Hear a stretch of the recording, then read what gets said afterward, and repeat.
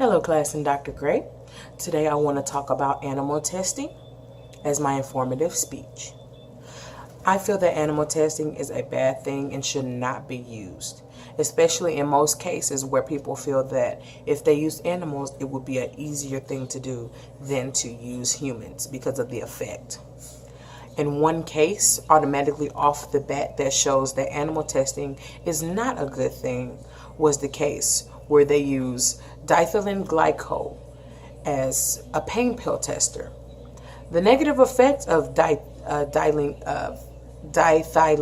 glycol was the fact that it caused birth defects over 10,000 children because they tested on animals. Animals did not have an effect of it, but humans are poisonous to it. It does not kill them, but it causes problems like the birth defects and the malformations. And animal testing, using them for medicine, using them for even observation, or using them for cosmetics is not a good thing, especially for me. In my case, one way that I can have a personal experience is that I have very sensitive skin. So with them testing animals instead of using it on maybe just a human being who had a delicate skin, or even just using multiple people just to test out a cosmetic, not even anything else, but just the cosmetic, that helps more. I have very sensitive skin, so anything that I use that does not is not pretty much used on another human being or used with someone who has skin like I do, it causes a problem. And with that kind of case, that's something that should always be looked at and noticed. It should not be it should not be just passed over as though it's a second thought.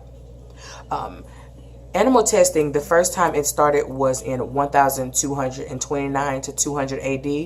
It's from Galen, the very famous Greek scientist. Pretty much he started by observing animals. William Harvey was the first one to look at animals' blood circulation as a form of human blood circulation about 400 years ago. And about 150 years ago is when it mainly just became a big thing where they used it multiple times on multiple people, or I'm sorry, multiple animals. It just became something that was commonly used, something that helped a lot more than just using basic information or just using computer modeling, which is another form of using tissue that they can use to test a drug, or a tissue sample, which is pretty much something that would be just as effective if they take it from a person who is deceased, because it is still a tissue sample and it's the closest thing to human samples.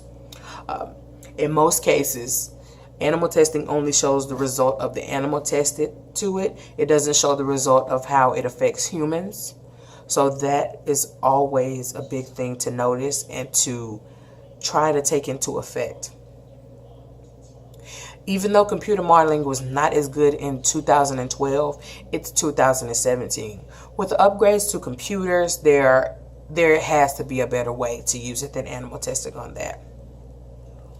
One famous case that I actually realized a lot of people don't know about is Dolly the sheep. She was cloned. So what they did was clone her. But the thing is, they did not look at the history of her. She was more of just a test subject. So what happened was her clone had the same problems that she did.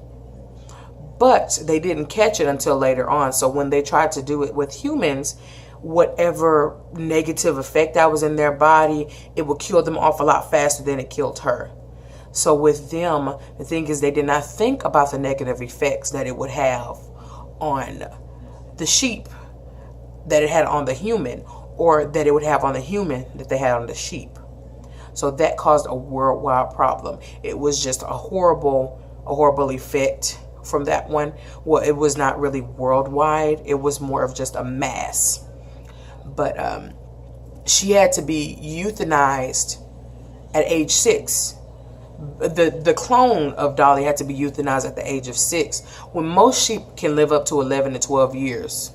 It inherited a bad hind leg, a virus-induced lung tumor. In this case, not only was it not helpful to humans, but it caused the animal pain and suffering for the sake of a science experiment. Most people do not like that. Most people, when they did an actual poll test of it, patients were the first ones to actually agree with it because, I mean, they're patients.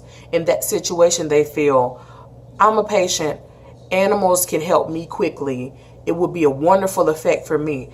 But when it came to women, it was a few men as well, but more on the woman's side. The women hated it, and I was actually one of them, because when you think of an animal being tested, you don't just think of, oh, it's a random animal. You think of your dog, your cat, your lizard, your bird, it doesn't even, the animal itself does not matter. It's how you feel.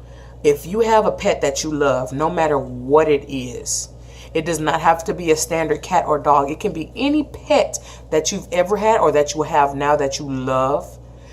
Why would you want to see them tested on? That would be something that you would hate, wouldn't it?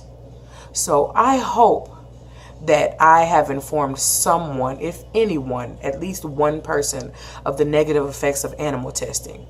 Thank you so much. Have a wonderful day, night, or evening.